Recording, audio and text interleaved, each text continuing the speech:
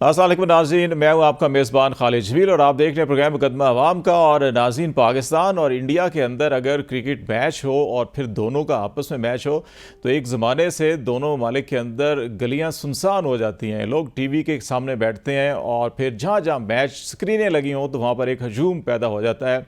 और पाकिस्तान और इंडिया के अंदर क्रिकेट के से लगाव वैसे भी अवाम का बहुत ज़्यादा है, लेकिन जब आपस में मैच हो तो उसको एक मैदान जंग भी तस्वर किया जाता है। और दोनों कौमें अपनी टीमों के पीछे ऐसी बैकअप करती हैं कि जैसे दिखाई दे रहा हो कि दोनों मालिक के अंदर एक जंग चल रही हो। और नतीजा कुछ भी हो, उसके नताइज भी फिर हमें दोनों तरफ के अंदर बेशुमार मौक़ों के ऊपर ये देखने को मिला कि टीमों को, खिलाड़ियों को, सेलेक्टर्स को और मैनेजमेंट्स को भी जिस अंदाज़ के अंदर आड़े हाथों लिया जाता है अगर मैच हाथ से निकल जाए।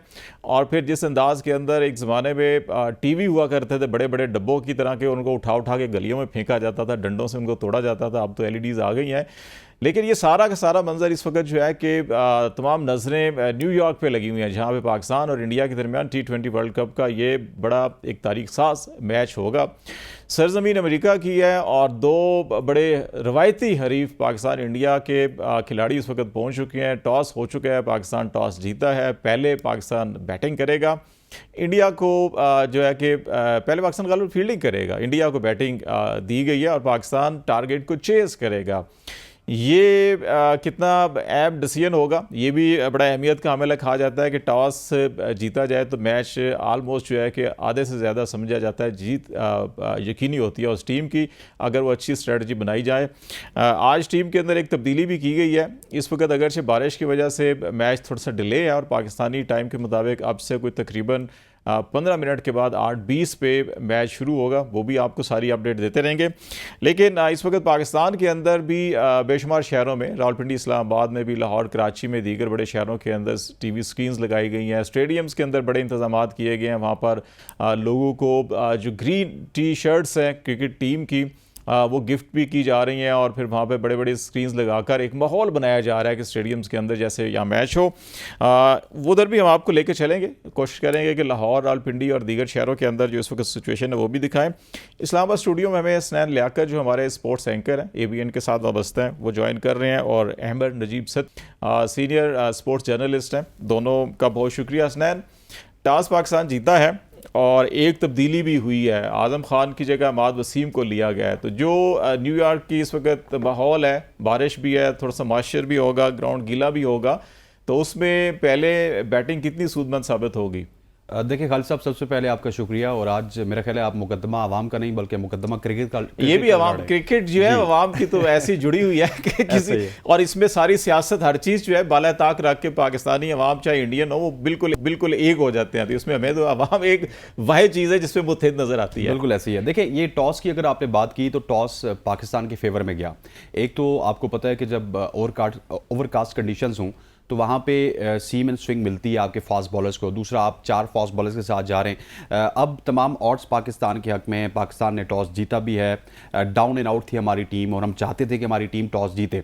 जहाँ तक तब्दीली की बात है उसके ऊपर पहले आ जाते हैं। आज़म खान क्योंकि काफ़ी अरसे से हमको उनको देख रहे थे, वो उस तरह से चार्ज नहीं कर रहे थे। आयरलैंड के खिलाफ ज़रूर चले, लेकिन इसके अलावा उनकी बैटिंग इतनी हौसला अफजा नहीं थी कि इस बड़े मैच में वो जगह बना पाते। साथ थोड़ा सा इमाद वसीम का अगर आपको बताते चलूँ तो उनकी यूटिलिटी ज़्यादा है, वो बॉलिंग भी कर लेते हैं, इकोनॉमिकल बॉलर हैं और साथ वो बल्ले के साथ 20-25 रन भी बना लेते हैं। ये तो चेंज की बात आ गई। लेकिन टॉस अब जीत लिया है, अब मेरा ख्याल है कि हमारे बॉलर्स को एग्जीक्यूशन की तरफ जाना चाहिए। अपने जितने भी प्लान्स हैं उनको एग्जीक्यूट करना है। पाकिस्तान टीम को अब ईजी नहीं होना कि हम टॉस जीत चुके हैं तो हम बड़े ईजी हो के ये मैच जीत जाएंगे। अब मैच जीतने के लिए अपने जितने भी प्लान्स आपने बनाए, चाहे वो रोहित शर्मा के खिलाफ हूँ, विराट कोहली के खिलाफ हूँ, या फिर इंडियन जितनी भी बैटिंग लाइनअप है, टॉप ऑर्डर के बल्लेबाज हैं, उनके खिलाफ अपने प्लान्स को एग्जीक्यूट करना होगा। अगर अब आप एग्जीक्यूट नहीं करेंगे तो आपके पास गुंजाइश कोई नहीं है। फिर कल आप ये नहीं कह सकते कि हम यहाँ पे वीक थे, यहाँ पे ठीक थे। आपको टॉस जीत मिली, आप बॉलिंग की तरफ गए और अब आपको अपने प्लान्स को एग्जीक्यूट करना है।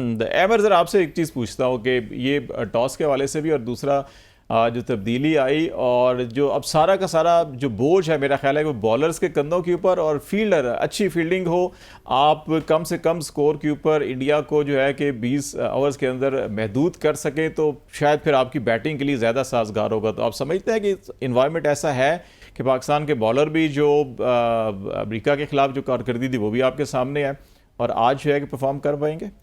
देखिए, आज मुझे थोड़ी पॉजिटिव वाइब्स आ रही हैं आज के मैच से कि पाकिस्तान की टीम जो है वो आज नतीजा अल्लाह बेहतर जाने क्या होगा, लेकिन आज पाकिस्तान की टीम फाइट करती हुई आपको ज़रूर मैदान में नजर आएगी। पहली मुश्किल आसान होगी है क्योंकि नसाओ क्रिकेट स्टेडियम में पिच हमने अब तक देखा है कि काफ़ी हेल्पफुल रही है फास्ट बॉलर्स के लिए, और आज बारिश भी हुई है, मॉइस्चर भी है, बादल भी आए हुए हैं, तो ये सारी जो चीज़ें हैं ये फास्ट बॉलर के लिए साजगार होती हैं। और पाकिस्तान ने सबसे जो अहम और अच्छी हौसला अफजा बात है कि पाकिस्तान ने टॉस जीत लिया है और 4 फास्ट बॉलर के साथ मैदान में जा रही है।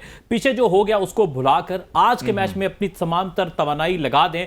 मेरा बड़ा फर्म बिलीव है कि ऊपर से आमिर, शाहीन और नसीम ने 2-2 तगड़े ओवर डाल दिए और इंडिया की 2-3 विकेटें पहले 8 ओवर में चटका दी, तो फिर उसका फायदा ये होगा कि पाकिस्तान जो है वो हावी रहेगा। हाँ, एक चीज मुझे वरी करती है कि जो फॉलोइंग बॉलर आएंगे जैसे हारिस रऊफ है या इमाद मिडल में कितने इफेक्टिव होंगे, इंडिया जरा उनको टफ टाइम देगी, वो मुझे वरिंग साइन है। लेकिन ऊपर से पाकिस्तान को विकेटें उड़ानी होगी और आज बेहतरीन मौका है उनके पास। बेहतरीन मौका है। जरा रावलपिंडी में चलते हैं, अनवार अब्बासी हमारे साथ हैं और रावलपिंडी क्रिकेट स्टेडियम में बड़े इंतजाम किए गए हैं और बड़ी बड़ी स्क्रीन लगाई गई है जैसे कि पिंडी ग्राउंड के अंदर ही मैच हो रहा हो। अनवार, अस्सलाम वालेकुम, आप सुन पा रहे हैं आप?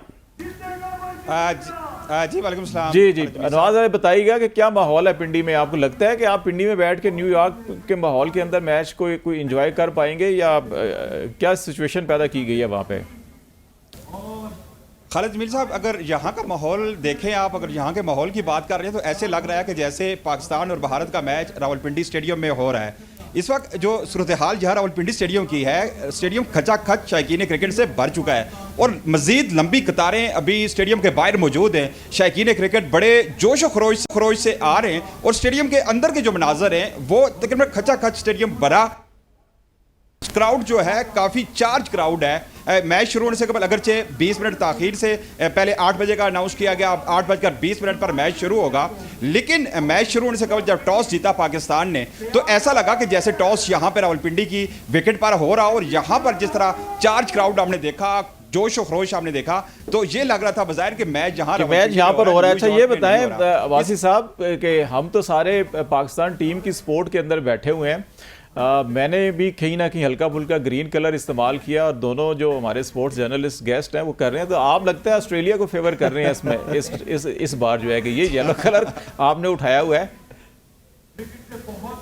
आपकी फेवरेट टीम की थी कि मैं पाकिस्तान की जो इस वक्त जो ड्रेस वो शर्ट है पाकिस्तान की इस 2024 के वर्ल्ड कप की, मैंने यहाँ से खरीदने की कोशिश की, लेकिन इस कदर ज्यादा लोग आए थे कि वो शर्ट जो फरोख्त हो रही थी वो भी खत्म हो चुकी थी। मैंने कोशिश जरूर की थी कि आज पाकिस्तान का कलर पहनूं, पाकिस्तान के टीम के साथ ज़ाहिर यकजहती के लिए और पाकिस्तान के लिए नेक तमन्नाओं के लिए पहनूं। और यहाँ पे मोस्टली आपने जो क्राउड देखा है उन्होंने पाकिस्तानी जो इस वक्त जो यूनिफॉर्म है 2024 ICC T20 वर्ल्ड कप की जो शर्ट्स हैं वो पहन रखी हैं। इस वक्त जो यहाँ सूरत हाल बाहर 2-3 स्टॉल जरूर मौजूद थे टी शर्ट्स के जो पाकिस्तान के कलर के, लेकिन वो खत्म हो चुकी हैं। यहाँ पर बड़ी तादाद में क्राउड आया और अभी भी मजीद आना शुरू हो गया है। हर कोई दुआ गो है अपनी टीम के लिए, क्योंकि हालिया जो परफॉर्मेंस रही है पाकिस्तान टीम की और बिलखसूस USA के खिलाफ जो पाकिस्तान की परफॉर्मेंस रही है उस पर शौकीन क्रिकेट काफ़ी हद तक मायूस थे। लेकिन आज चूंकि इंडिया के खिलाफ जब भी मैच होता है पाकिस्तान का, तो पाकिस्तान एक मुख्तलिफ टीम के रूप में नजर आता है और इंडियंस भी अच्छी तरह ये जानते हैं, क्रिकेट एक्सपर्ट्स भी ये कह रहे हैं कि जब पाकिस्तान इंडिया के खिलाफ जाता है तो एक अलग ही रूप में जाता है, अलग रूप में जाता है। दोबारा आते हैं आपकी तरफ। जरा हसनैन, मुझे बताइएगा कि इसमें एक स्पिनर के साथ हम गालिबन खेल रहे हैं और शादाब भी अगर हैं तो ऑलराउंडर हैं, ठीक है, अमाद उसमें रोल प्ले करेंगे। इब्रार के बारे में कहा जाता है कि वो एक अच्छा स्पिनर है और इंडिया के खिलाफ उसको इस्तेमाल किया जाना चाहिए था, तो आपका क्या ख्याल है कि ये कम्बिनेशन ठीक है? और जो हमारी बैटिंग के ऊपर, क्योंकि हमने चेज करना है, बॉलर्स के ऊपर तो जिम्मेदारी आ रही है कि वो उसको कर्टेल कर सकें कम से कम स्कोर के ऊपर, लेकिन उसके बाद बैटिंग का बड़ा अहम रोल होगा कि वो जो भी टारगेट हो उसको उसे चेज करना है। तो बैटिंग की स्ट्रेंथ जो इस वक्त है वो भी हमें बताइएगा। और मेरा ख्याल है अभी ग्राउंड के अंदर जो है दोनों टीमें और अंपायर बॉल्स लेके आ चुके हैं, तो वहाँ पर वो भी माहौल शुरू हो रहा है। तो बीच हम जरा ये भी देखते हैं जो कॉम्बिनेशन है। सबसे पहले खालिद साहब, आपने जो बात की ना अबरार की, बेसिकली हमने उसको थोड़ा सा मिस मैनेज किया। 11-12 मैचेस हमारे पास थे। न्यूजीलैंड के खिलाफ आखिरी मैच वो रावलपिंडी में खेले, उसके बाद तकरीबन 11 मैचेस में वो बाहर बैठे रहे। वो अलग बात है कि 3 मैचेस में बारिश होगी, हमने उसको बिल्कुल यूटिलाइज ही नहीं किया। और इस बड़े मैच में अगर अबरार को हम लाते और ऊपर से अबरार अगर थोड़ा सा मार खा जाते, अंडर प्रेशर हो जाते, तो उसके कैरियर को भी थ्रेट था। तो बेसिकली उनको मिसमैनेज किया गया, इस वजह से अभी तक वो ऑप्शंस में नहीं आ रहे। जहां तक आपने स्पिनर्स की बात की, तो हमारे पास शादाब खान की सूरत में और इमाद वसीम की सूरत में दोनों ही पार्ट टाइम स्पिनर हैं। मार पड़नी हुई तो फिर शादाब खान को भी थोक के हिसाब से रन लगते हैं, और इमाद वसीम ये है कि वो रन कंटेन करने की सलाहियत रखते हैं। ये जो स्पिन डिपार्टमेंट है ये हमारा बहुत ज्यादा वीक है। लेकिन जिस तरह एमर ने आपको बताया कि हम टॉस जीत चुके हैं, वहां पे बॉल सीम एंड स्विंग होगा, तो आपके पास जो 4 फास्ट बॉलर्स है आप फ्रंट, वो अगर 8 से 9 ओवर्स करवाते हैं या बीच में 1-2 स्पिन के ओवर होते हैं, तो आपके फास्ट बॉलर्स की गेम ज्यादा यहां पे हो चुकी है। एक तो उनको सीम एंड स्विंग भी मिलेगा, तो फास्ट बॉलर्स अगर ऊपर से विकेट लेंगे तो फिर आपको पता है कि एक तरफ से अगर प्रेशर होगा ना, तो नीचे प्रेशर शादाब पे भी कम आ जाएगा, इमाद पे भी कम आ जाएगा, वो भी अपने ओवर्स वहां पे निकाल सकते हैं। सो लूप होल जरूर है, लेकिन हमारे पास एज ये है कि इस वक्त कंडीशंस हमें सपोर्ट कर रही हैं, और कंडीशंस अगर हमारे बॉलर्स यूटिलाइज कर लेते हैं तो पाकिस्तान के पीछे खड़ी है। हसनैन, शाहीन आफरीदी के ऊपर बड़ी हम तवक्को रखते हैं कि हमेशा अक्सर मैचेस के अंदर वो पहले 2 ओवर जो उनके होते हैं वो बड़े अहम होते हैं और अमूमन ब्रेक थ्रू लेते हैं वो इसके अंदर। आज इंडिया के लिए यकीनी तौर के ऊपर आफरीदी जो है कि उनके बहुत से लोगों को मैंने देखा सुना है कि वो समझते हैं कि अच्छा यही हमारे लिए सबसे बड़ा ख़तरा एक होगा जो बॉलिंग की तरफ से। तो हमें जो है कि इंडियन बैट्समैन से जो सारी इन्वायरमेंट है इस वक्त और इंडियन परफॉर्मेंस अगर आप देखें पिछली 1 साल से उनकी मुस्तकिल टीम के अंदर, तो कौन से बल्लेबाज हैं कि जिनको हमें फोकस करना होगा कि शुरू के 5, 7, 10 ओवर जो है कि ना स्कोर बना सकें वो, और उनकी हमें विकेट्स जरूर लेनी चाहिए। देखिए खालिद साहब, सबसे पहले तो आपका सवाल बहुत ही अच्छा है, और देखिए शाहीन शाह की स्ट्रेंथ ये है कि वो पहले 2 ओवर्स में विकेट लेते हैं, बाद के ओवर्स में उनको विकेट मिले ना मिले, क्योंकि वो आते हैं और सीधा जो है स्टंप्स को टारगेट करते हैं, फुल एंड डिलीवरी ज्यादा करवाते हैं, और हल्का सा उनका बॉल अंदर की तरफ भी आता है, और उन्होंने माजी में भी करके दिखाया।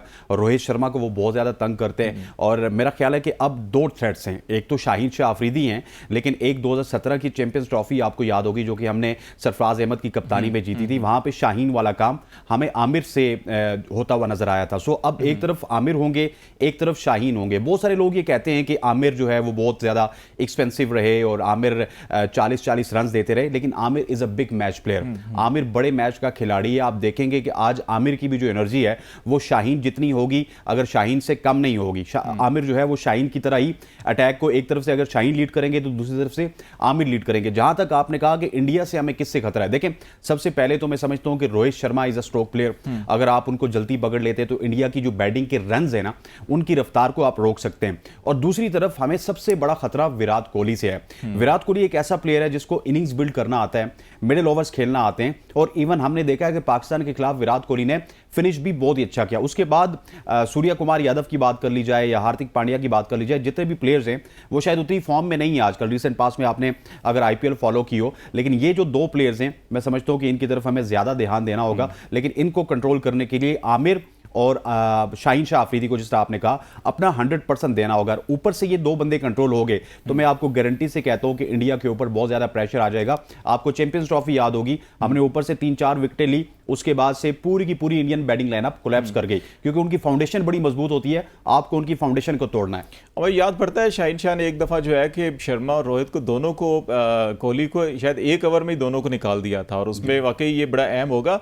ज़रा ये अनवार अब्बासी ये बताएं कि आप भी बहुत से लोगों को मिले होंगे वहाँ पे जो शायकीन बैठे हुए हैं क्रिकेट स्टेडियम के अंदर, वो पाकिस्तान में बॉलिंग और बैटिंग में सबसे ज़्यादा तवक्को किसके साथ लगा के बैठे हुए हैं कि किसको जो है कि विकेटें उड़ानी चाहिए और किसको जो है कि छक्के छुड़ाने चाहिए? देखें खालिद जमील साहब, अगर बैटिंग की बात की जाए तो नो डाउट जब बाबर स्क्रीन पे जब भी यहाँ पे आया, क्राउड का शोर देख के, उनकी एक्साइटमेंट देख के हमें इस बात से अंदाज़ा होता है कि इस वक्त रीढ़ की हड्डी की हैसियत रखती है जो बाबर की बैटिंग। इसके अलावा रिजवान भी और फ़खर जमान, ये 3 ऐसे बैट्समैन हैं जो पाकिस्तान की बैटिंग जिनके शायकीन क्रिकेट जिनसे पुर उम्मीद हैं। रहा तलक इफ्तिखार का, और इसके अलावा जो हमारी लोअर मिडल आर्डर है उसमें अगर बात की जाए इफ्तिखार, शादाब और इमाद वसीम, हालिया उनकी परफॉर्मेंस अच्छी नहीं रही, लेकिन जो टॉप आर्डर है हमारा, बाबर है, रिजवान है, उस्मान भी अभी रिसेंटली उनकी परफॉर्मेंस कोई अच्छी नहीं रही। लेकिन हमारा स्ट्रगल कर रहा है, उनके पास सेटल्ड प्लेयर हैं compare to us. Spin attack उनका बेहतर है, कुलदीप यादव और रविंद्र जडेजा। फिर पेस अटैक उनका परफॉर्मिंग पेस अटैक है, सिर्फ कागज के ऊपर वर्ल्ड क्लास नहीं है। बुमराह है, सिराज है, अर्शदीप है, फिर पांड्या बेहतर बॉलिंग करते हैं। टेल सिर्फ हमारी उनसे बेहतर है, ये हमारी टेल जो है ना थोड़ी बैटिंग कर लेती है, उसमें आपके शाहीन आफरीदी आ गए, आपके नसीम शाह बैटिंग कर लेते हैं काफी हद तक, आमिर भी is a good with the bat. So Haris भी छक्का मार लेता है यानी उसके अंदर। तो टेल सिर्फ ये मुझे ऑन पेपर नजर आ रहा है कि टेल आपकी उनसे बेहतर थोड़ी बैटिंग कर लेती है। बाकी ऑन पेपर इंडिया को एडवांटेज है। लेट्स सी के मैच जो आगे चलेगा तो सिचुएशन क्लियर होगी। ये क्लियर होगी। पहले ही ओवर में तीसरी गेंद पे जो है कि छक्का रोहित शर्मा ने शाहीन शाह अफरीदी को लगाया नाज़रीन। और अभी ब्रेक लेते हैं, ब्रेक के बाद वापस आएंगे तो कुछ के ऊपर कुछ कमेंट्री भी और बाकी एक्सपर्ट ओपिनियन जो है कि हसनैन लियाकत हमारे साथ हैं, एमर भी साथ हैं और अनवार अब्बासी पिंडीज क्रिकेट स्टेडियम से हमारे साथ हैं। हमारे साथ रहिएगा आप भी।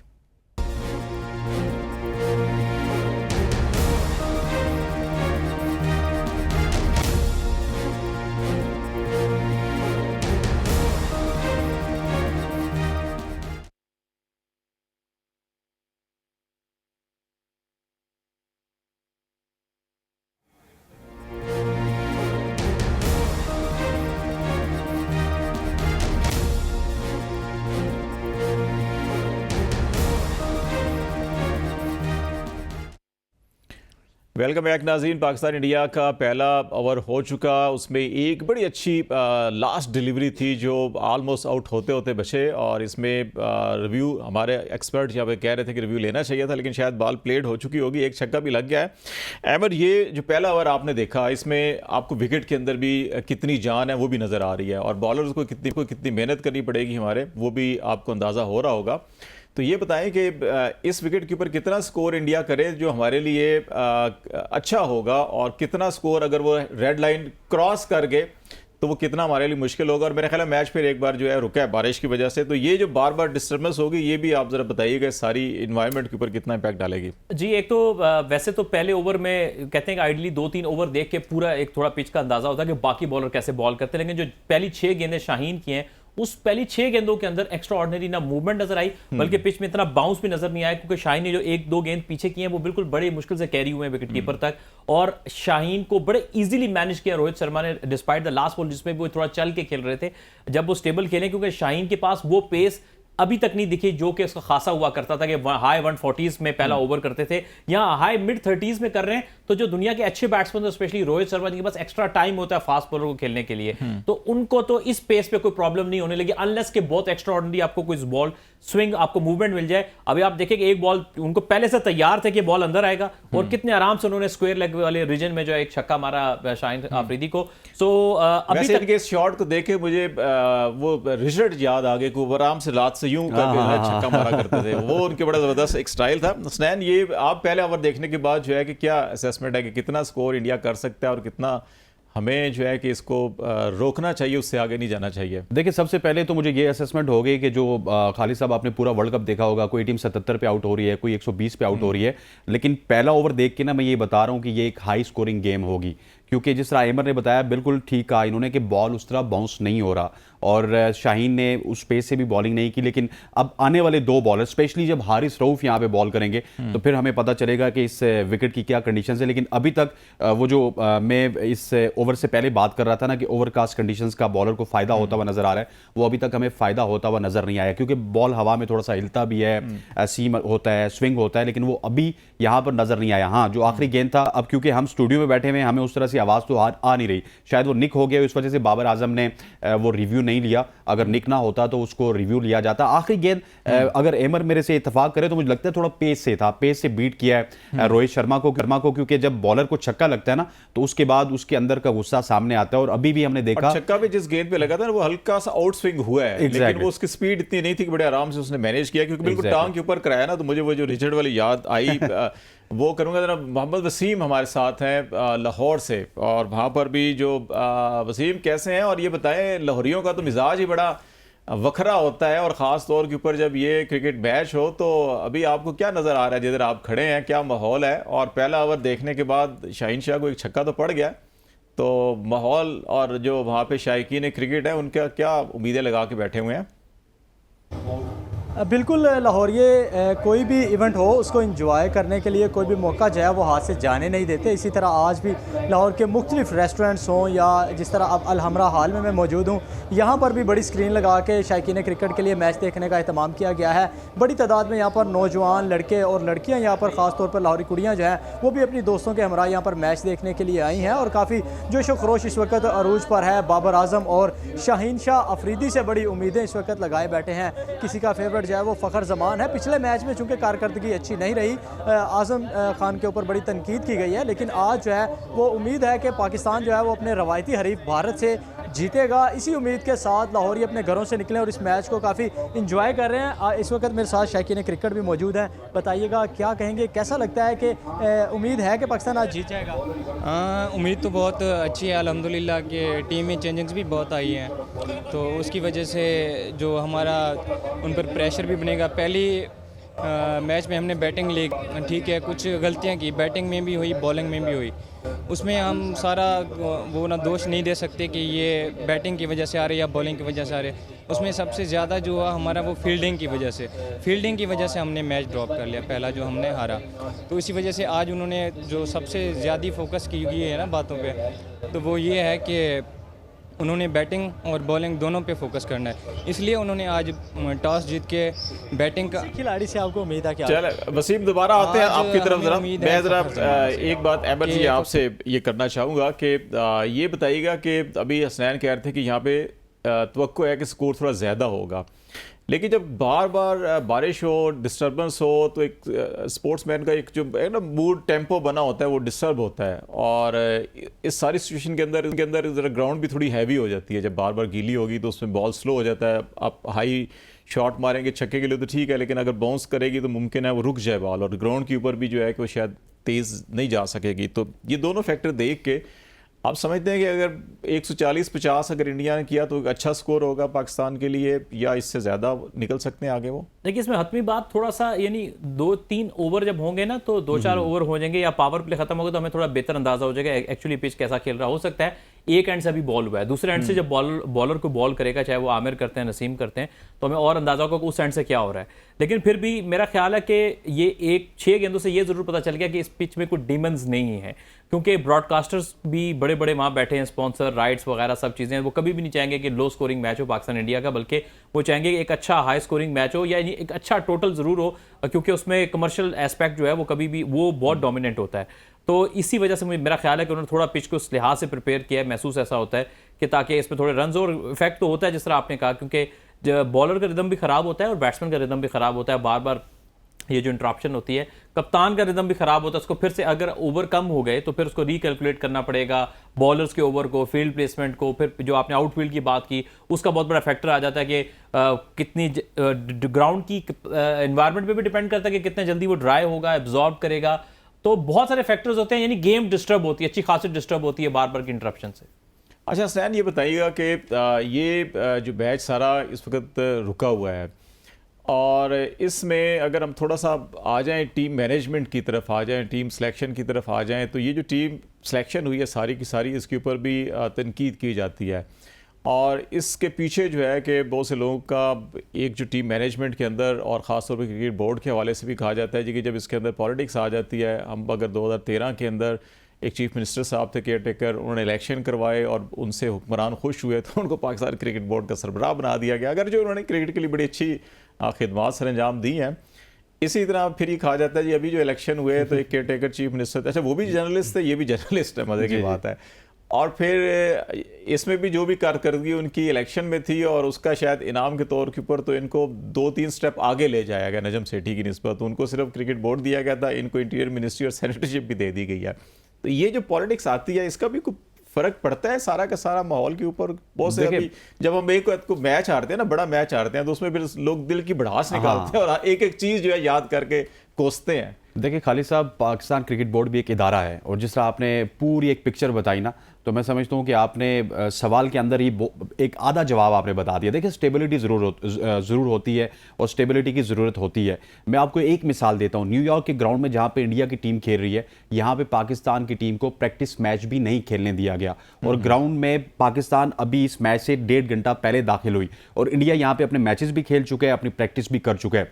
जब ये पहली दफ़ा पाकिस्तान क्रिकेट बोर्ड के इल्म में आया तो उस वक्त आपके हेड कोच थे, हेड डायरेक्टर थे मोहम्मद हफीज़। उन्होंने इसके ऊपर एहतजाज किया, उन्होंने आईसीसी को लिखा और आईसीसी को कहा कि ये हमें मंजूर नहीं है, हमें यहाँ पे मैचेस मिलने चाहिए। उसके बाद हुआ ये कि आप जाके न्यूजीलैंड में हार गए, फिर ज़का अशरफ साहब चले गए और इधर से मोहसिन नकवी साहब पैराशूटर की तरह आपके चेयरमैन बन गए। उन्होंने आते ही सबसे पहला काम ये किया कि हफीज़ को उड़ा दिया और फिर हम 3-4 महीने तक कोच ढूंढते रहे और आखिर में हमें आईपीएल का एक कोच मिला। और ये हमारे इल्म में ही नहीं रहा कि जिस जगह पे हम इंडिया की टीम के खिलाफ मैच खेलेंगे उस पर हम प्रैक्टिस भी नहीं कर सकते। सो ये एक फैक्टर आपको बताया। उसके बाद आप देखिए, आप टीम के हालात देख लीजिए। आपने सिलेक्शन के ऊपर बात की, यहां पे सिलेक्शन के ऊपर बहुत सारे सवालिया निशान पैदा होते हैं। आपने वर्ल्ड कप के बाद बाबर आजम को कप्तान हटाया, फिर आप शाहीन अफरीदी को लेके आए, फिर आपने बाबर आजम को कप्तान बना दिया। या तो शाहीन अफरीदी को कप्तान बनाना गलत था या फिर बाबर आजम को कप्तान हटाना गलत था। मतलब हमारे यहां ना स्टेबिलिटी बिल्कुल नहीं है। यही टीम थी, बहुत अच्छा परफॉर्म कर रही थी। 2022 में जो आखिरी T20 वर्ल्ड कप हुआ, हम जिम्बाब्वे से हारने के बावजूद भी फाइनलिस्ट थे, लेकिन उसके बाद तजुर्बात हुए, अफगानिस्तान की सीरीज हुई, हम दुबई गए, शादाब खान को कप्तान बना दिया गया। उसके बाद वापस हम वर्ल्ड कप में गए, वर्ल्ड कप हारे तो शाहीन अफरीदी को कप्तान बना दिया गया। 3 लोग बड़े जल्द थे, शादाब खान हो गए, बल्कि 4 कह ले, शादाब खान, बाबर आजम, रिजवान और शाहीन। लेकिन इस वक्त यह हो गया कि पॉलिटिक्स आपके बोर्ड ने इतनी ज्यादा इंजेक्ट कर दी आपकी टीम के ऊपर। पाकिस्तान की टीम में इस वक्त 3-3 ग्रुप हैं। एक ग्रुप को लीड कर रहे हैं बाबर आजम, एक को लीड कर रहे हैं शाहीन शाह अफरीदी, एक को लीड कर रहे हैं रिजवान, क्योंकि हर किसी को आस उम्मीद दिलाई है पीसीबी ने कि हां तुम भी कप्तान बन सकते हो, तुम भी हमारी प्रायोरिटी में। ये भी किया जा सकता है, अच्छा आप टेस्ट के हैं, आप ओडीआई के हैं, आप T20 के, तो ताकि सारे खुश रह सकें। देखिए टेस्ट में तो आपने शान मसूद को नहीं लाया, लेकिन यहां पे सबसे बड़ा मसला ये होता है कि बाबर कप्तानी का मान ही नहीं रहे थे। बाबर ने फिर ये कहा कि कम से कम आप मुझे व्हाइट बॉल की कप्तानी दें, मैं T20 वर्ल्ड कप की भी कप्तानी करूंगा और उसके बाद चैंपियंस ट्रॉफी भी की कप्तानी करूंगा। आप देखिए खालिद साहब, एक पॉइंट में आपको रेस करूंगा, फिर आप अमर भाई की तरफ जाइएगा कि बाबर आजम इससे पहले हमें 3 से 4 बड़े मेजर इवेंट्स हरा चुके हैं। 2021 का वर्ल्ड कप उन्होंने हराया, 2022 का वर्ल्ड कप उनकी क़यादत में हम हारे, फिर एशिया कप 2 उनकी क़यादत में आ रहे, और क्रिकेट वर्ल्ड कप एक बहुत बड़ा इवेंट होता है, उनकी क़यादत में आ रहे। पूरी दुनिया कह रही है कि he is technically not good enough captain to lead any good team. ठीक है, पाकिस्तान एक टॉप टीम है, लेकिन हमने फिर उनको कप्तान बना दिया। क्यों कप्तान बनाया? कि बाबर कप्तान होगा, अगर टीम हार गई ना तो लोग जब बाबर पे तनकीद करेंगे तो बाबर पे तनकीद उसके फैंस भी बर्दाश्त कर लेंगे, कभी कभार उसके फैन उसको डिफेंड भी कर लेंगे, तो हमारे ऊपर लोगों की उंगलियां नहीं आएंगी। जब आपकी नीयत ये होगी तो फिर रिजल्ट ऐसे ही होंगे कि आप अमेरिका से हार जाएंगे। आ जाएंगे। तो मैं वसीम की तरफ आता हूँ। वसीम के बाद फिर जो है अमर आपकी तरफ से ये जो पॉलिटिक्स और क्रिकेट सारी जुड़ी हुई है, इस पर एक बात करेंगे। बताएं कि जो आपको वहाँ पे माहौल नज़र आता है कि हमें अमूमन ये देखते हैं कि हम ये एक ऐसा खेल है कि जिसमें अवाम में कोई तफरीक हमें नज़र नहीं आ रही थी कि अच्छा ये, वरना तो हर शोबे के अंदर जैसे ही हम हाथ डालते हैं, किसी से बात करते हैं, तो वो उनके जो पॉलिटिकल व्यूज़ हैं या और बड़े कोई फ़िक्री एतबार से या लसानी एतबार से या इवन जो है कि रिलीजियस थाट्स कहीं ना कहीं हमारी ज़िंदगी के अंदर बड़े गालिब होते हैं और वो रिफ्लेक्शन मिलती है। ये वायद एक शोबा है क्रिकेट का जहाँ पे ये बड़ी कम नज़र आ रही है। तो आज आपको जो वहाँ पे अलहमरा में और लाहौर के अंदर जो माहौल है, तो वो प्योर लाहौर, वो देसी तड़के वाला माहौल है या कहीं कहीं आप समझते हैं कि अभी भी कहीं दबे दबे जज्बे हैं इस किस्म के? नहीं जी, बिल्कुल। अगर देखा जाए ओवरऑल, अगर वर्ल्ड कप की बात की जाए तो इस तरह का जोशो खरोश या कुछ लोगों को तो पता भी नहीं था कि वर्ल्ड कप शुरू हो चुका है, लेकिन जिसी तरह पाकिस्तान और इंडिया का मैच आया तो बड़ी बेसब्री के साथ पूरी दुनिया की तरह लाहौरी ख़ास तौर पर बेसब्री के साथ इंतज़ार करने लगे। और जैसे ही आज मैच का वक्त शुरू होना था उससे कबल तमाम तर इंतज़ामात मुकम्मल किए गए। अभी भी मेरे पीछे देखा जा सकता है, अगर मेरा कैमरामैन आपको दिखाए तो देख सकते हैं कि बड़ी तादाद में यहाँ पर अभी भी लाहौरी मौजूद हैं। खाबे खाए जा रहे हैं, यहाँ पर जो है वो खाबे उड़ाए भी जा रहे हैं। इसके साथ साथ मैच का भी मज़ा लिया जा रहा है, खूब हल्ला गुल्ला किया जा रहा है। नौजवान अपने दोस्तों के साथ, अपनी फैमिली के साथ, ख़ास तौर पर आज जो है घरों में तो स्क्रीनें लगी हुई हैं, लेकिन इसके अलावा लाहौर में बहुत सारे ऐसे रेस्टोरेंट्स हैं और अलहमरा हॉल है, इसी तरह कज़ाफ़ी स्टेडियम है और यूनिवर्सिटीज़ हैं, कॉलेजेस हैं जिनके अंदर स्क्रीनें लगाकर एहतमाम किया गया है। चूँकि भारतीय हरीफ के साथ बड़ी बेसब्री से इंतज़ार किया जाता है और इस मैच को खूब इंजॉय भी किया जाता है। इतना इंजॉय तो शायद ही सेमीफाइनल या फाइनल में किया जाए जितना आज के मैच में लाहौर, चूँकि भारतीय हरीफ है। वसीम, मुझे एक बात बताएं, एक बात बताएं, आप वाकई लाहौर में है, ये खाबे हों, खाबे खुले हुए हों और इतना सुकून, मैं तो लगता है आप लाहौर में नहीं है, किसी और शहर में होंगे। नहीं, इसकी वजह यह है कि इस वक्त जो है ना वो बारी इस वक्त इंडिया की है, क्योंकि पाकिस्तान फील्डिंग कर रहा है। इस वजह से मौसम भी आज तो खुशगवार है और लाहौरियों को बाहर निकलने का मौका भी मिला है, तफरीह का मौका मिला है। जिस तरह यहाँ पर पाकिस्तान की बारी आएगी उनको बारी मिलेगी तो इसी तरह लाहौरियों का जो हल्ला गुल्ला है वो भी शुरू हो जाएगा। बढ़ेगा चलें, और आप आपको भी देखने मौसम का एंजॉय करें, मौका ख्वाबें एंजॉय मिलेगा। करें लाहौर के, तो दोबारा आपको जो है कि प्रोग्राम की आप कोशिश करें कि दोबारा आपको लें। तो अहमद, अब बात हो रही थी पॉलिटिक्स की। अच्छा, एक ये भी हमने देखा कि हम बड़े मेहरबान हैं ना, हम वो बड़े फराग दिल हैं कि हमने किसी दोस्त मुल्क को या किसी ऐसे अपने दोस्त को टेस्ट कैप दिलवानी हो तो हम कभी कभी वो मैच भी हार जाते हैं। और कभी कभी जो है कि हमने किसी मुल्क के साथ अपने तल्लुकात अच्छे हों तो वो कहता है जी आप मैच हार जाएं तो चलो हम CBMs के ऊपर अपने सेक्रेटरी लेवल के मुज़ाकरात भी शुरू कर देंगे। तो आपको लगता है कि अभी भी ये जो क्रिकेट डिप्लोमेसी और पॉलिटिक्स साथ साथ चलती है, कुछ लोगों का अभी भी ख्याल है कि ये जो अनवर मकसूद साहब ने तो बड़े बरसरेआम कह दिया कि जनाब IMF से कर्जा लेना है तो अमेरिका से हम कैसे जीत सकते हैं? देखिए, आपका जो इशारा मेनली था ना वो 1999 के वर्ल्ड कप में जो हम बांग्लादेश से हारे थे ना, मेरा ख्याल है उस तरफ था कि उस वक्त उनको टेस्ट स्टेटस दिलवाना था। उस वक्त तो टीम बड़ी थी तो इस तरह के मामलात आ जाते थे। ये टीम ही फारिग है, सॉरी टू से। ये टीम हार जाती है, अगली टीमें इनसे बेहतर हो गई हैं। आपकी टीम जो है वो, मैं जिस टीवी चैनल को देखता हूं या जिस जगह पे भी देखता हूं, लोग कहते हैं वर्ल्ड क्लास बॉलिंग। कहां से वर्ल्ड क्लास बॉलिंग है? मतलब माजी के खुमार में जिंदा है हम लोग, माफ कीजिएगा, कि वर्ल्ड क्लास बॉलिंग। इस वक्त ये वर्ल्ड क्लास बॉलिंग नहीं है। आपने इनका ख्याल जहन में जरूर बनाया हुआ कि वर्ल्ड क्लास है, लेकिन अगर आप इनकी ऑन ग्राउंड परफॉर्मेंस देखेंगे तो ये बिल्कुल वर्ल्ड क्लास नहीं, ये एवरेज बॉलिंग है। इनके नंबर्स, इनके स्टैट्स, इनकी परफॉर्मेंस इस चीज की, और इनकी फिटनेस इस चीज की गवाह है। तो एक तो हमें वो रोमांस उससे निकल आना चाहिए कि वो हम माजी में जो हमारे जहन में होता था। तो दूसरी बात यह कि ये टीम हार जाए, इसका कैलिबर ही है। इनको आयरलैंड ने हरा दिया, न्यूजीलैंड की BC टीम ने हरा दिया, जिम्बाब्वे ने हरा दिया, और जो अभी रिसेंटली अमेरिका ने हरा दिया। पहले ही होता था कि दहाई में एक मरतबा ऐसा अपसेट होता था। 99 में आप बांग्लादेश, उससे आप बांग्लादेश से हारे, उसके बाद आप जाके 2007 में आयरलैंड से हारते हैं, और फिर मुझे नहीं याद पड़ता उसके बाद कितना बड़े अरसे आप किसी इस तरह की हल्की टीम से नहीं हारे। 22 से जिम्बाब्वे से इक्का दुक्का आप बीच में हारे, एक टेस्ट मैच हार के। लेकिन अब पिछले 2-3 सालों में आप पता नहीं 3-4 मैचेस इस तरह के अपसेट करवा चुके हैं। तो ये चीज सम अप करने के लिए काफी है कि आपकी क्रिकेट कहां जा रही है। जब तक, सॉरी टू से, मैं आज एक बात करने लगा हूं, आपके जो सियासी मुदाखलत नहीं रुकेगी, आपके क्रिकेट बोर्ड में सियासी बुनियादों के ऊपर इसके ओहदे को, लोगों को अकोमोडेट करने के लिए ओहदे बांटे जाते होंगे और नॉन प्रोफेशनल लोग इस ओहदे पे आते रहेंगे, तो तब तक आपकी क्रिकेट दुरुस्त नहीं हो सकती। और आपकी क्रिकेट को चाहिए स्टेबिलिटी, ताकि कोई PCB का चेयरमैन आए और वो सही बंदा और पूरा टेन्योर मुकम्मल करे।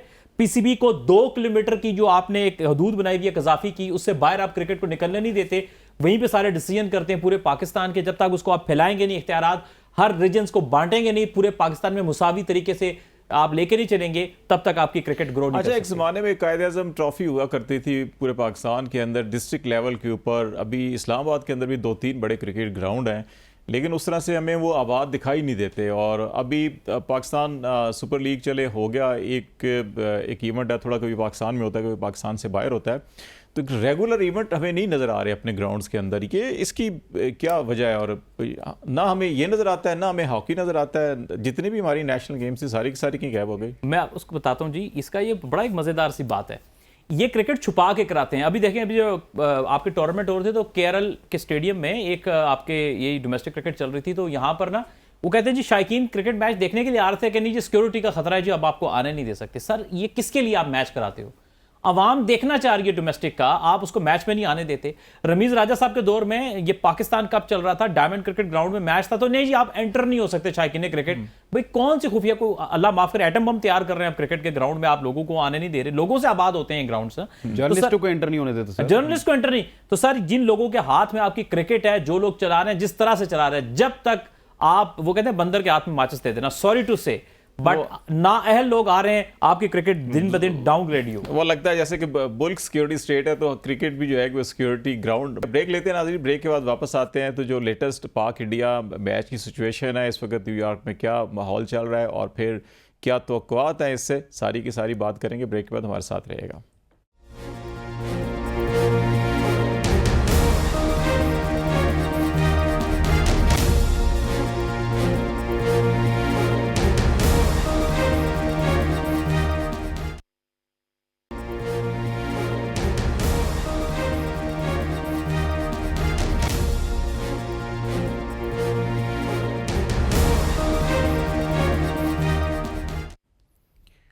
वेलकम बैक नाज़रीन। न्यूयॉर्क क्रिकेट ग्राउंड में पाकिस्तान और इंडिया का सबसे बड़ा जो टाकरा है क्रिकेट मैच का, वो अभी रुका हुआ है बारिश की वजह से, और हम जो है कि थोड़ा सा यहाँ पे माहौल बनाने की कोशिश कर रहे हैं।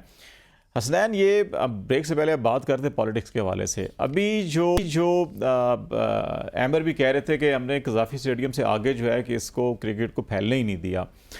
अब अगर पिंडी के अंदर या लाहौर के अंदर ये जो आज इवेंट हम देख भी रहे हैं, जिसमें किसी न किसी हद तक क्रिकेट बोर्ड का भी इसके अंदर है, मुझे कुछ लोग बता रहे थे कि यहाँ भी कुछ टिकट लगाया गया कि अगर आप स्क्रीनें लगाई हैं तो अच्छा, स्टेडियम में आएंगे तो आप टिकट लगा दिया, और उसके ऊपर कुछ टी शर्ट्स वगैरह जो हैं, पहले सुनने में आ रहा था शायद वहाँ पे वो गिफ्ट की जाएंगी, लेकिन अभी हमें अनवार कह रहे थे कि शायद वहाँ फ़रोख्त की जा रही हैं।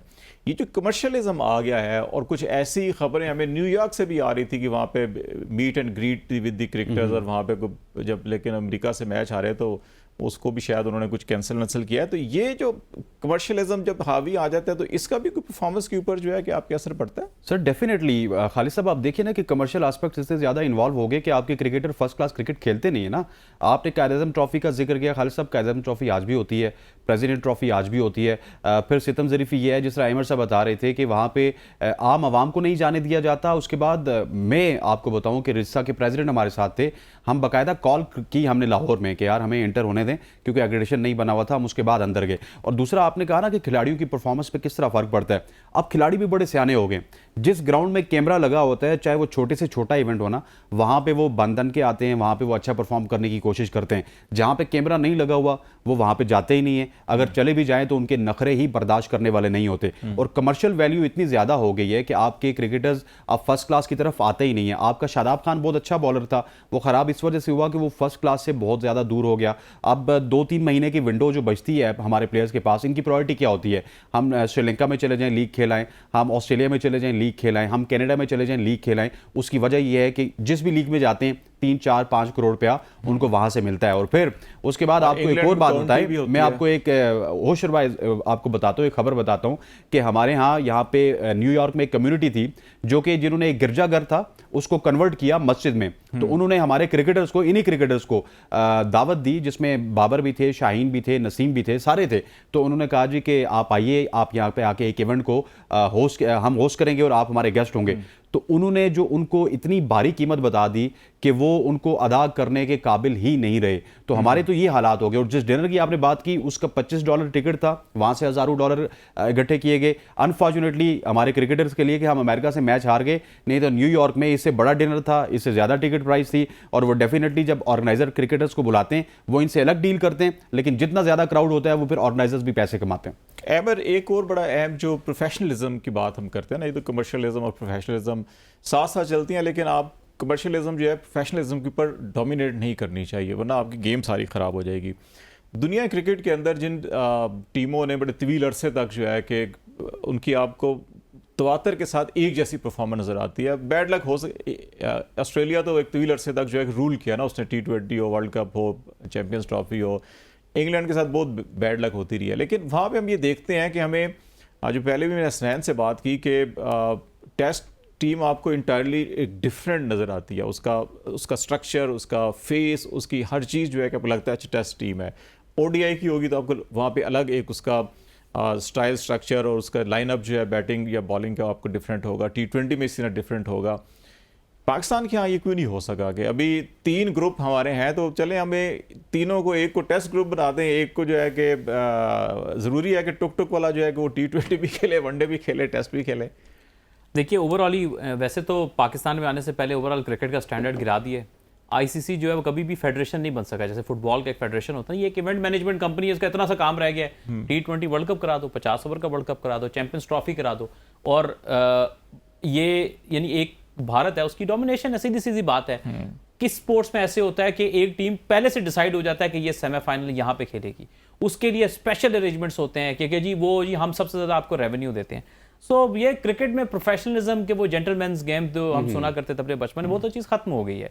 और खेल का मयार पीछे करके, आप पता क्या है, अब बड़े नाम रह गए, बड़े खिलाड़ी नहीं रह गए। उसकी वजह है, पहले दौर में होता था कि बड़े खिलाड़ी की पहचान टेस्ट क्रिकेट से होती थी, कि जितना बड़ा खिलाड़ी ब्रायन चार्ल्स लारा या Sachin Tendulkar, Inzamam, Allan Border, Steve Waugh या बड़े नाम जो थे वो टेस्ट क्रिकेट से नाम बनाते थे। लेकिन अब क्या होता है जी, अब T20 से नाम आता है जो सबसे weakest format of the game है, तो क्रिकेट तो ओवरऑल ही बहुत साइड पर चली गई। और हमारा तो क्या है, हाँ हालांकि ग्रुपिंग का मामला पाकिस्तान में हमेशा से रहा है, लेकिन अब मसला ये है कि उस वक्त वो प्लेयर ग्रुपिंग करते थे लेकिन वो स्किलफुल बहुत होते थे। जिस दिन वो जीतने पे आते थे वो बड़े आराम से टीमों को मार देते थे क्योंकि उनके पास तगड़े प्लेयर थे। ये ग्रुपिंग करते हैं ना, ये तगड़े हैं और ये जीतना चाहें भी तो नहीं जीत सकते। वैसे तो चलो ग्रुपिंग वाले मसाइल तो अपनी जगह, तो हमारा ओवरऑल जो मेरा नुकता यही है कि क्रिकेट का जो स्टैंडर्ड है ना वो बहुत नीचे चला गया है। अब मैं आपको एग्जांपल देता हूं, लोग कहते हैं जी कि हालांकि one of my favourite player Babar Azam, लेकिन आप ये देखें इतनी बड़ी फैन बेस है, इतनी बड़ी फैन फॉलोइंग है। 2015 में बाबर आजम, 10 मिनट में गेम स्टार्ट हो रही है, अपडेट दे दें, कोई ओवर कम नहीं हुआ। जी बिल्कुल, ओवर अभी कम नहीं हुआ, मैं अपडेट है और गेम उतने पूरे ओवर्स, क्योंकि मैं जल्दी से अपना आर्गुमेंट कंप्लीट करता हूं। बाबर आजम को 9 साल ऑलमोस्ट हो गए इंटरनेशनल क्रिकेट में, आज तक वो टेस्ट क्रिकेट में अपना उनका एवरेज एक बार भी 50 को टच नहीं किया। वो मिड 40s में चल रहे हैं, तो मिड 40s में गुड प्लेयर होते हैं, ग्रेट प्लेयर टेस्ट क्रिकेट में हमेशा 50 या 50 प्लस पे जाते हैं। सो मतलब हमारा स्टैंडर्ड, अब देखें आपका सबसे बेस्ट बैट्समैन जो है मिड 40s में बैठा हुआ है, तो ये सम अप करता है कि आपका स्टैंडर्ड क्रिकेट का कितना नीचे आ गया है कि आप ओवरऑल दुनिया में आपको अच्छे प्लेयर नहीं मिल रहे हैं ओवरऑल। अच्छा, वापस आते हैं पाकिस्तान इंडिया का अगर ट्रैक रिकॉर्ड देखें हम, तो 2-4 साल पहले अगर पीछे जाएं तो हम टेस्ट मैच में भी, ओडीआई में भी और T20 में भी उनसे आगे थे। मतलब हम 10 साल पीछे अभी भी ओडीआई में भी अगर आप 139 के करीब हमारे मैचेस हो चुके हैं, तो 73 हम जीते हुए, 57 वो सबसे ज्यादा शारजा में जीते हैं। अच्छा, अभी ये जो आखिरी 2-4 साल आए हैं इसमें हम तवातर के साथ जो है कि मैच बनता है, करीब भी चला जाता है लेकिन हम हार जाते हैं। तो इसकी क्या वजह है कि हम फिनिशिंग अच्छी क्यों नहीं कर सकते? इसकी वजह खालिद साहब आपने पहले ही बता दी।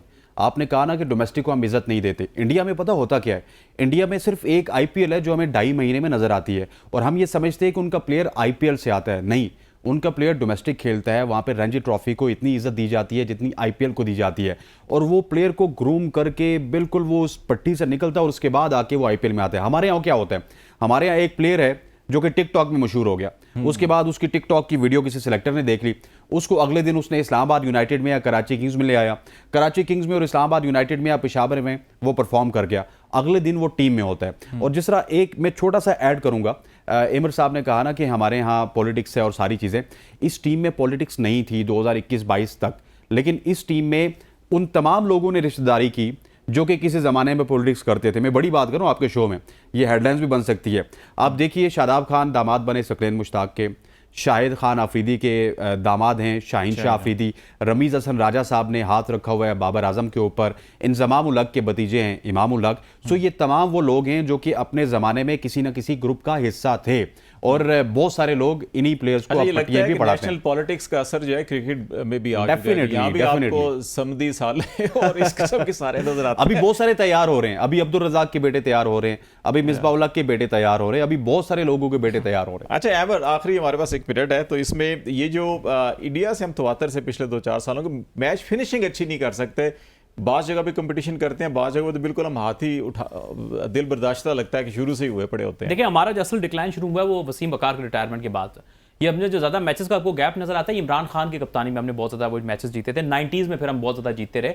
ये वहाँ पे हमने उनसे लीड ली थी, जो आज तक वो लीड अभी भी बरकरार है वनडे क्रिकेट में। वरना तो सन 2000 के बाद हम डिक्लाइन, हम हर जगह उनसे पीछे रहे हैं। सन 2000 के बाद से टेस्ट क्रिकेट वो 2007 कर लिए, 2004 में इंडिया पाकिस्तान हमें हरा कर गया, 2006 में इंडिया पाकिस्तान आया हमें हरा कर गया, उसके बाद हम उनसे हारते चले गए, कहीं कहीं बीच में जीते, इंडिया में जाके जीते। हाँ, तो हमारा ट्रैक रिकॉर्ड उनके खिलाफ डिक्लाइन शुरू हो गया था बेसिकली जब धोनी कप्तान बने ना, तो हमारा उस वक्त बुरा टाइम शुरू हो गया था। अब ये रिसेंटली आके 2-2 मैचेस हमने जीते हैं, लेकिन वो भी सबसे छोटे T20 फॉर्मेट में।